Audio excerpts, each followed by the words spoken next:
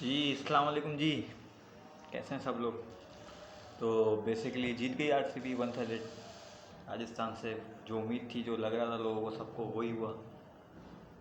Rajasthan Royals का है, मुझे कुछ समझ नहीं आता राजस्थान का कि वो चाहती क्या है।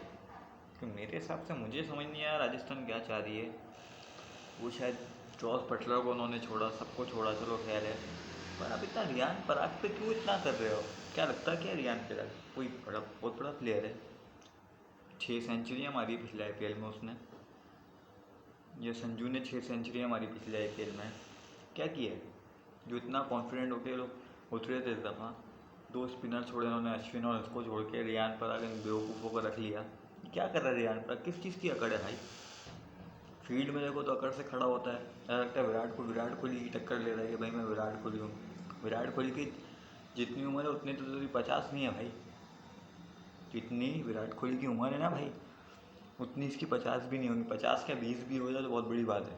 उतने इसने 30 कर ली हो अपनी लाइफ में पूरी।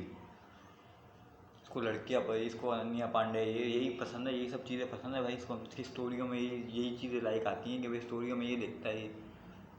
ये अपनी बैटिंग पे नहीं फोकस करता। 26 बॉलों में पता नहीं कितने मना के जा रहा है, ऐसे ही कुछ खेल रहा है। संजू का मुझे समझ नहीं आ रहा, संजू क्या कर रहा है भाई। 15 बॉलों में 117 का स्ट्राइक है। इंडिया में तो साउथ अफ्रीका में जाके तो ऐसा खेल रहा था जैसे कोई रोहित शर्मा का दूसरा आ गया, जस्टिस आ गया। जैसे ये जस्टिस है भाई, तुम राजस्थान को ये जस्टिस दिला रहे हो। क्या बकवास बैटिंग कर रहे हो तुम। जयसवाल के को अलावा कोई किसी नीतीश राणा को भेजना चाहिए, उसको भेजते ही नहीं।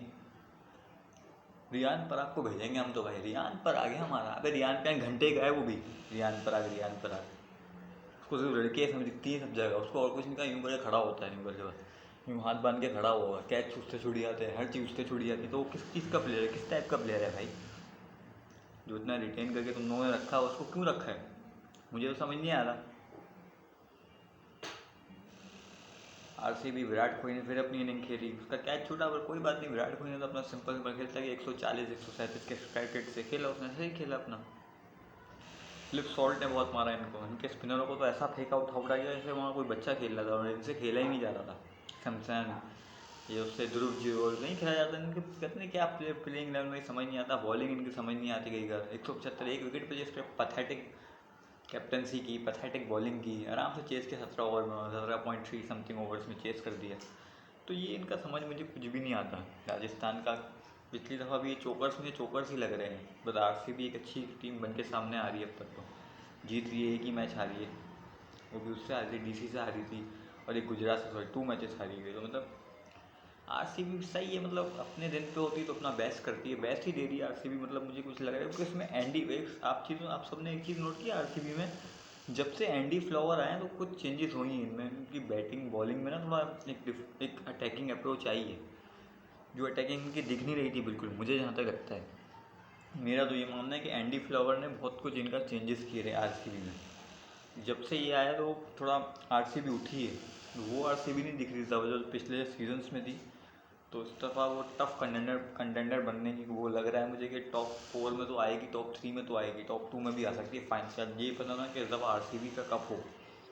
ये भी आप कुछ कह नहीं सकते भाई, ये भी हो सकता है। तो बड़ा टीमों को बच के रहना पड़ेगा आरसीबी से। बॉलिंग थोड़ा कर देती है लेकिन इनकी बैटिंग बड़ी अच्छी है। और एंड में जो टिम डेविड है, लिविंगस्टन का तो मैं इतना यकीन नहीं है इतना। जब पाटीदार और विराट कोहली जब तक फॉर्म में और सॉल्ट जब तक है तो ये लोग बहुत मारेंगे इनको।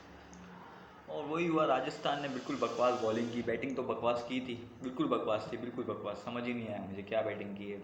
रेयान ने, सैमसन ने, सब ने बकवास ही की है मेरे हिसाब से, बिल्कुल पथेटिक। वो सारी वहाँ ऑडियंस बोली क्या, वही उनके स्टेडियम में आके राजस्थान के वहीं हार रहे हो आप लोग यार।